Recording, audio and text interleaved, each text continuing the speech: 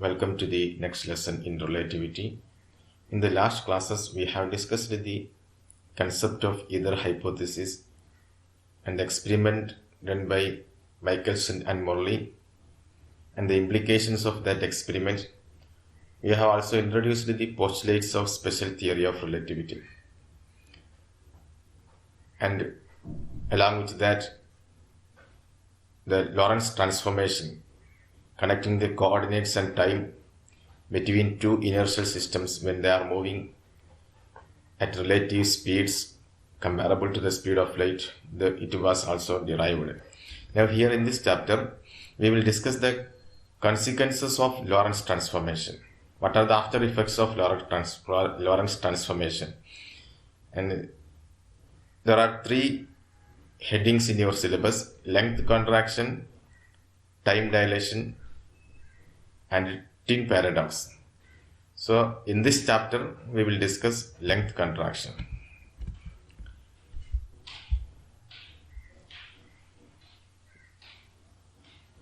So for discussing the length contraction, we will take two frames of reference. As usual, suppose the first frame of reference S and the second frame of reference is S dash. The second frame of reference S dash is moving with a velocity v with respect to the first frame along the positive x direction. And also there is a rod of length L0 in the second frame of reference S dash. It means that the rod is at rest with respect to the frame S dash. And with respect to S dash, suppose x1 dash and x2 dash are the x coordinates of the endpoints of the rod. Then for an observer in S dash, the length of the rod will be x2 dash minus x1 dash, and this length is measured by an observer which is at rest with respect to the rod. So that length, the length of the rod as measured by an observer stationary with respect to rod, is called proper length of the rod. So here the proper length means it is the length measured in the frame S dash in which the rod is at rest. So the proper length of anything is the length measured by an observer which is at rest with respect to that body. The proper length of a bench means it is the length of the bench measured by an observer. He is at rest with respect to the bench. That is, the bench and the observer should have no relative motion. There should be no relative motion between them. Then that length measured is called the proper length of the body. Now, the length of the same rod can be measured by an observer in the frame S. But here there is a problem.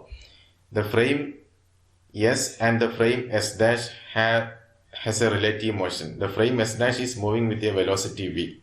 It means that the rod will be moving with respect to the observer in S. So that observer, in order to find the length of the rod, that observer has to measure the coordinates of the endpoints, say x1 and x2, at the same time t, because the rod is moving with respect to the frame S. So he has to measure the endpoints of that, the coordinates of the endpoint at the same time.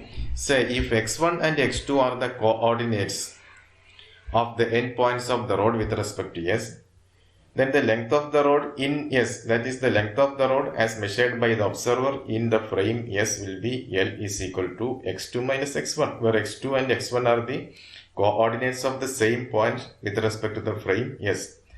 Now, by the Lorentz transformation, we have x1 dash is equal to gamma into x1 minus vt, and the x2 dash is equal to gamma into x2 minus vt, where gamma is equal to 1 by root of 1 minus v square by c square. Therefore, x2 dash minus x1 dash, this is the length of the rod as measured by the observer in S dash, or called the proper length of the rod. It is equal to, from this expression we see that gamma into x2 minus x1 and gamma vt and gamma vt gets cancelled. So it will be gamma into x2 minus x1. Now gamma is equal to 1 by root of 1 minus v square by c square into x2 minus x1. So this we see that x2 dash minus x1 dash is L0. It is called the proper length of the rod. That is equal to x2 minus x1 is the length of the rod measured from the frame S. It can be represented as L. So this is L0 equal to L by root of 1 minus V square by C square, or L is equal to L0 into root of 1 minus V square by C square. This relation implies that the value of gamma, or the value of root of 1 minus V square by C square will be always less than 1, because if V has a value different from 0, then V by C will have a value less than 1. Then 1 minus V square by C square will be less than 1. Root of that value will be less than 1. So this value is less than 1. It means that the length L will be less than L0. What is length L? Length L is the length measured by an observer which is in motion with respect to the rod, because the observer in S will be moving with respect to the rod, and L0 is the length of the rod measured by an observer who is stationary with respect to the rod. So the length of the rod measured from S is smaller than the proper length of the rod.